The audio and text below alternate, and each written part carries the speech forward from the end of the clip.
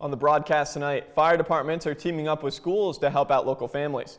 And the Kaufman Gallery is presenting a new exhibit for Black History Month. All of that and more right now on SUTV News.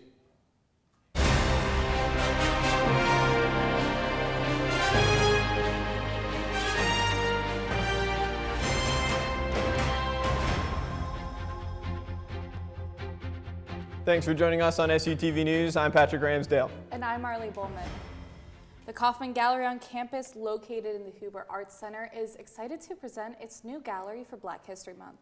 The exhibit features black and white photography by Chester Higgins, whose work notably features the life and cultures of people of African descent. The gallery runs from January 26th until February 23rd, and hours for the Kaufman Gallery can be found online at ship.edu. Shippensburg Borough Fire Department and the area school district are teaming up to help out families in need.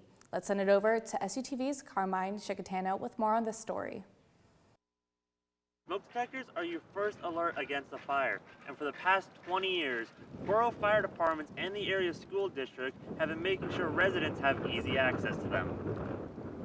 The program started back in 2000 after a 4th grade student at the James Byrd Elementary School, 9-year-old Nicole Wilson, and her grandmother, Vivian Zimmerman, died in a fire on November 9, 1999.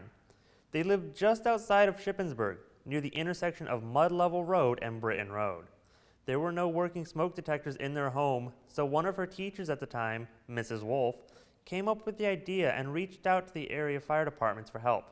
Now, over 20 years later, the program is still going strong. I spoke with David Lindenmuth, the Chief of School Safety, who is now in charge of spearheading the program. I mean, we're pushing it heavily here at the beginning of the year, but this is something that's available from any fire department in town throughout the whole year. And while the handout is focused on the area school, other area residents can still get access to the smoke detector. Fire Chief Ronnie O'Donnell says that on average, 25 to 30% of homes the fire department visits does not have working smoke detectors. For anyone interested in helping out with the program, you can drop off donations at any of your local fire departments. For SUTV News, I'm Carmine Chicatano. February 1st, the Shippensburg First Year Experience and Community Engagement hosted a diaper bank drive. Students volunteered at Katie's Place on South Penn Street to pack diaper boxes for families in our community that are in need. If you would like to be a part of this community event, Katie's Place will be looking for volunteers for their additional diaper drives on March 1st and April 5th. To RSVP, visit ship.campusgroups.com. SGA is teaming up with a newly formed Page Center for a fun night of music and good causes. Named after the beloved Tina Turner song, What's Love Got to Do With It, it will have students playing bingo, but instead of letters and numbers, the spaces will be made up of classic love songs. The event promises plenty of prizes. However, the event will also be donating all of its proceeds to the YWCA Domestic Violence Fund. Admission to the event is free, but a $1 buy-in is suggested, and any monetary donation is appreciated. If you'd like to attend this musical event, it will be held in the Cub MPR on Friday, February 18th, beginning at 7 p.m. When we come back, the Study Abroad program is coming back to SHIP. And we give you some ideas for Valentine's Day on a budget. More after this.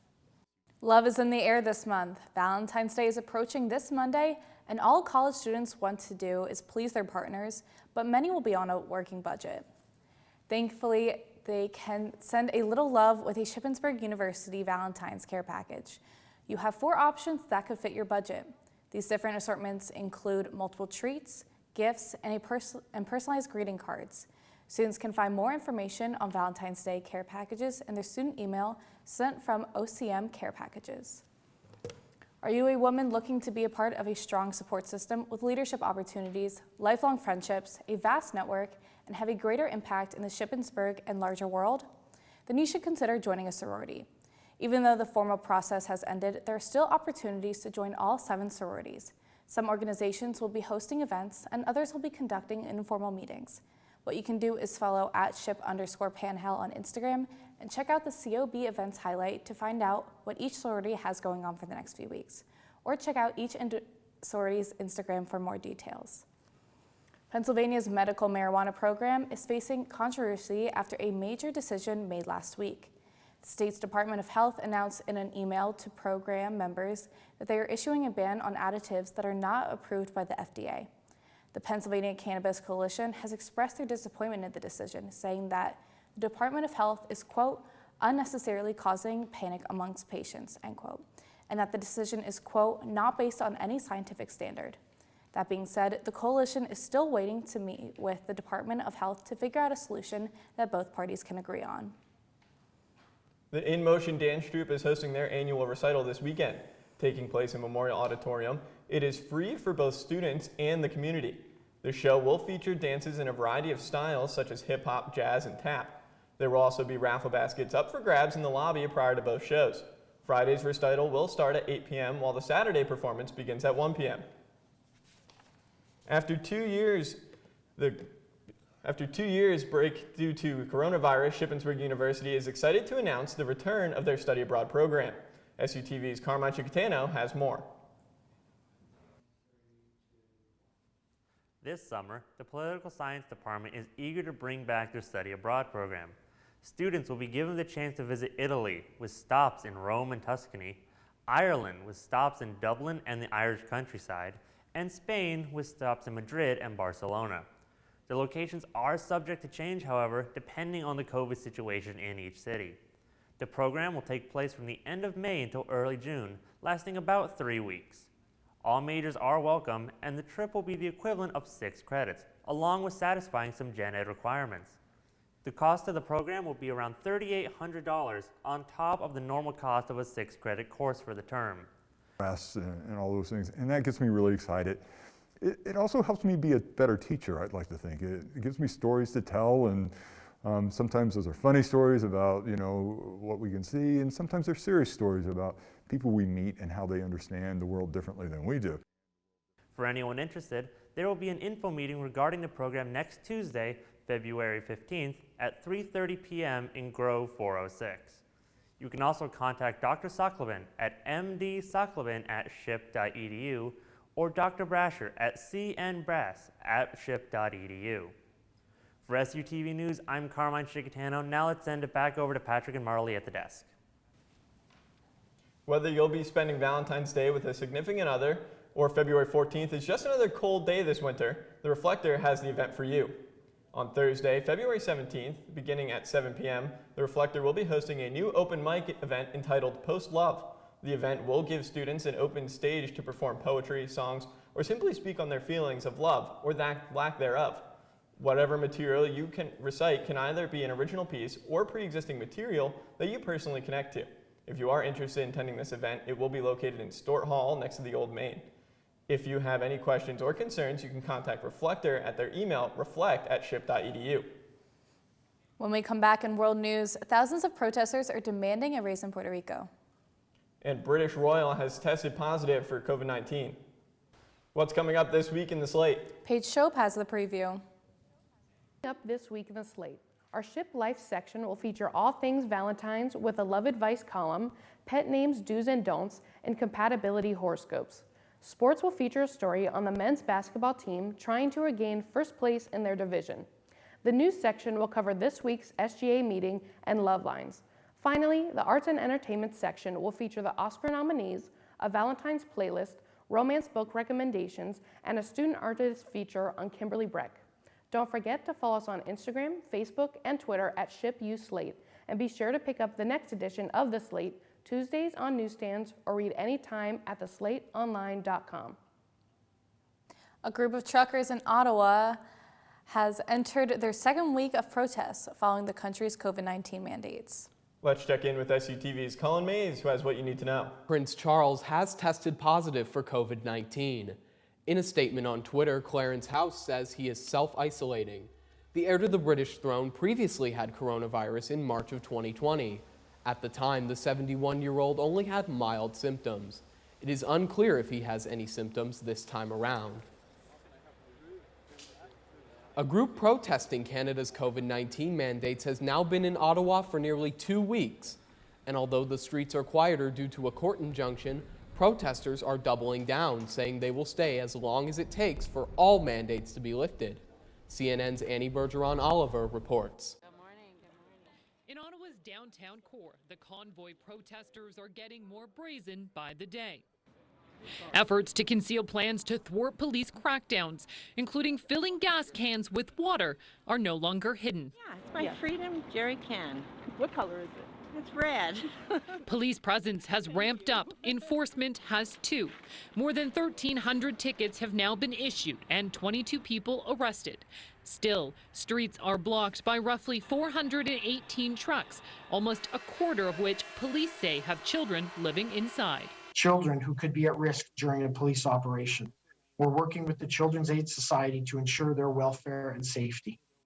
But the threat of fines and arrest isn't swaying organizers who are calling in reinforcements and vowing to stay until the Prime Minister drops all vaccine mandates.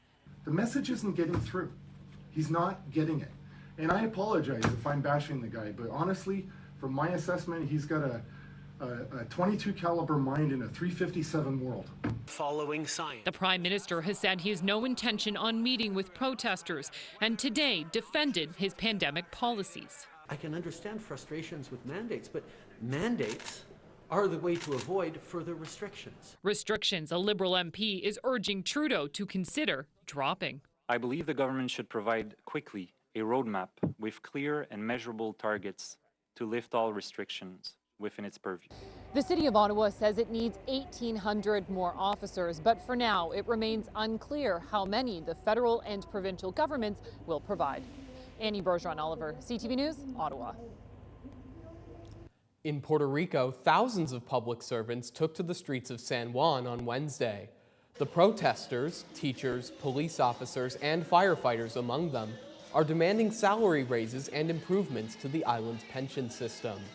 They arrived near the governor's mansion holding signs, beating drums, and other instruments.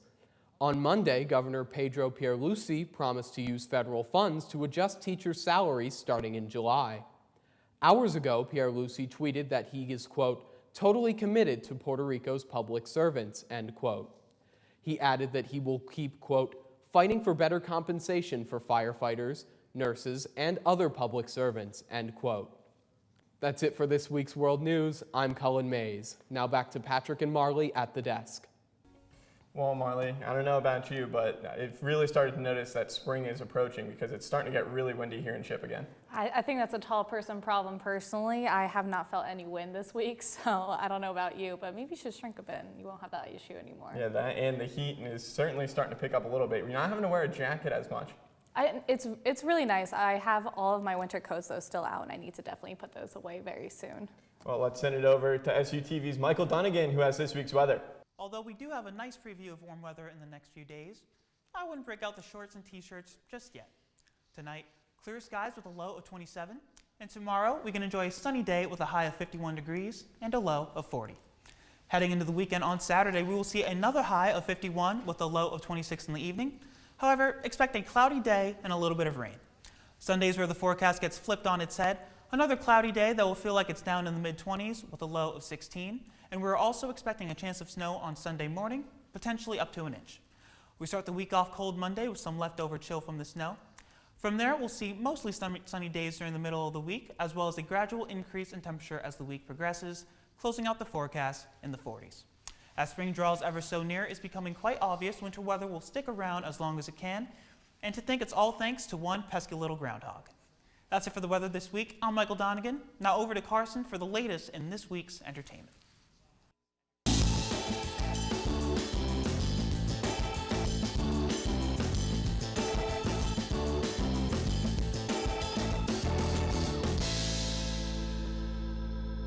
Wednesday brought the finale to the latest Star Wars Disney Plus series, The Book of Boba Fett. Here with his review of the first season is SUTV's Adam Beam.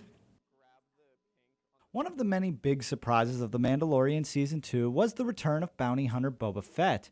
It was even more surprising that at the conclusion of the aforementioned season that Boba would be receiving his own spin-off series. Now with the first season fully concluded, how does one of Star Wars' most famous characters hold up in his own series? Well, it's complicated.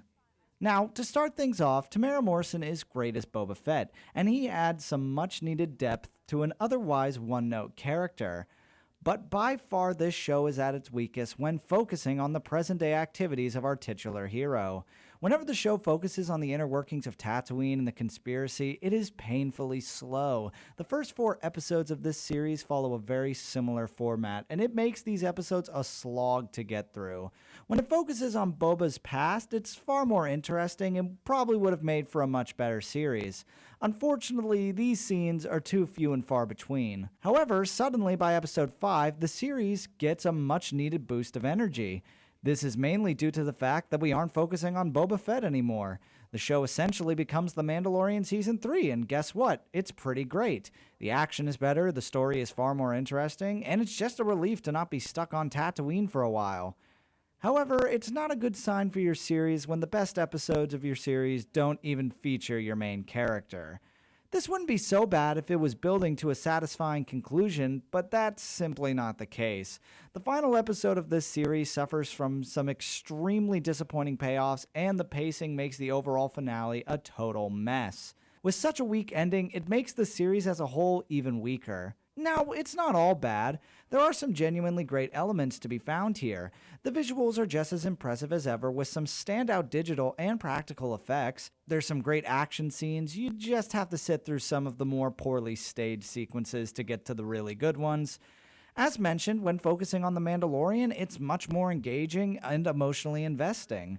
And of course, since this is a Star Wars property, the music is top-notch. Even when nothing epic is going on screen, the music really adds some much-needed weight. Unfortunately, these elements can't save an underwhelming and bloated series. While helping to expand the character of Boba Fett, half the time he feels like more of an afterthought. While the series provides some truly amazing Star Wars moments, it doesn't really justify its 7-episode run. As a series that's trying to be more than an appetizer till The Mandalorian Season 3, you just realize halfway through watching it that you'd rather be watching The Mandalorian Season 3. For SUTV Entertainment, I'm Adam Beam. It's official, one of HBO's most popular shows of the year has been renewed for a 3rd season. The news was announced through a video February 4th on Instagram just after the show was hitting its halfway mark. Francesca Orsi, Vice President of HBO Programming, said, quote, "Sam, Zendaya, and the entire cast and crew of Euphoria have taken Season 2 to extraordinary heights, challenging narrative convention and form while maintaining its heart. We couldn't be more honored to work with this gifted, wildly talented team, and we're more excited to continue our journey with them into Season 3, end quote. Although it has not yet been confirmed, fans are expecting to see Zendaya return in her iconic role as Rue, alongside Hunter Schafer, who plays as Jules, Jacob Elordi starting as Nate Jacobs, and so many other cast members of this iconic cast. Season 2 is currently streaming on HBO Max, and new episodes release every Sunday at 9 p.m. Eastern Time. One of the highest-selling video games of all time is finally getting a follow-up. Rockstar Games announced on Twitter last week that Grand Theft Auto 6 is finally in active development. This announcement comes nearly 9 years after the release of Grand Theft Auto 5. During that period, Rockstar has been upgrading and expanding both GTA 5 and GTA Online to be released on newer consoles. In fact, GTA 5 is set for a re-release on PlayStation 5 next month. It is still unknown when we will see gameplay of GTA 6, but Rockstar says that they will keep fans updated on the game's development. Dinosaurs once again rule the planet in the first trailer for Jurassic World Dominion. The trailer shows us the return of not only Chris Pratt and Bryce Dallas Howard, but we also finally get our first look at the return of the original Jurassic Park trio. This includes Sam Neill, Laura Dern, and Jeff Goldblum. The movie takes place 4 years after the events Jurassic Park Fallen Kingdom, and we'll see our heroes struggling with the consequences of setting the dinosaurs loose on the world. The film looks to be a globe-trotting adventure and will serve as the finale to this $5 billion franchise. Jurassic World Dominion will hit theaters on this summer, June 10th. On Tuesday, this year's Academy Award nominees were revealed as always, and it was filled with plenty of big surprises and snubs. Here with a recap of this year's contenders is SUTV's Adam Beam.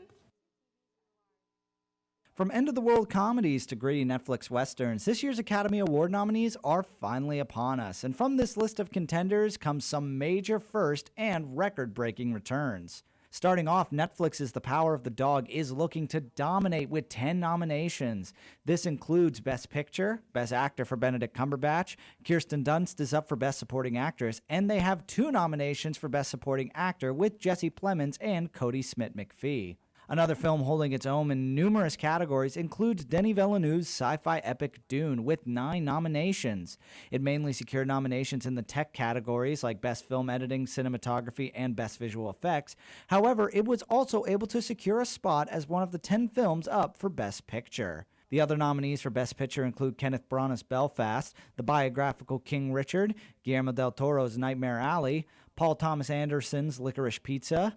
There's the romantic drama Coda, the Japanese drama Drive My Car, and despite less favorable critical response, Adam McKay's divisive political comedy Don't Look Up is up for the big award as well, and Steven Spielberg's modern retelling of the beloved musical West Side Story. Speaking of Spielberg, he's one of the many nominees making history with this year's awards. The 75-year-old director has now received a Best Director nomination 8 times and won for every decade since his first nomination in 1978 with Close Encounters of the Third Kind. Denzel Washington has also broken his own record as he has now become the most nominated black actor in Oscar history. With his lead performance in the critically acclaimed tragedy of Macbeth, this will be his 10th nomination. Some other standout nominees include Ariana DeBose for Best Supporting Actress in West Side Story.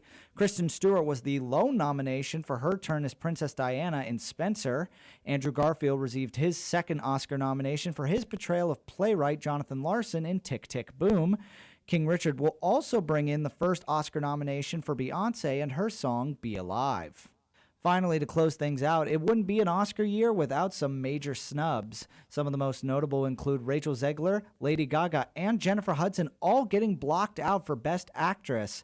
Leonardo DiCaprio was surprisingly absent for his role in Don't Look Up, as well as Jared Leto's portrayal of Paolo Gucci in House of Gucci. Whether your favorite performers are up for the gold or not, the Oscars race is looking to be closer than ever before. The 94th Academy Awards will air on Sunday, March 27th at 8 p.m. on ABC. For SUTV Entertainment, I'm Adam Beam. That's it for this week's entertainment. I'm Carson Devitt. Now back to Patrick and Marley at the desk. Basketball was at home this week, so Patrick, tell me what's going on with this team. Yeah, I mean, this basketball team it's starting to get into February, which means this team is starting to make a push for the playoffs, both the men's and the women's team. The men's team has played really well this year, and the women's team has kind of had an up and down kind of season. So it's going to be really interesting to see how these next few away games for them really turn it around. And I mean, the preseason polls for all the spring sports are starting to come out here. And with that, let's send it over to Tyler Danson, who has this week's sports.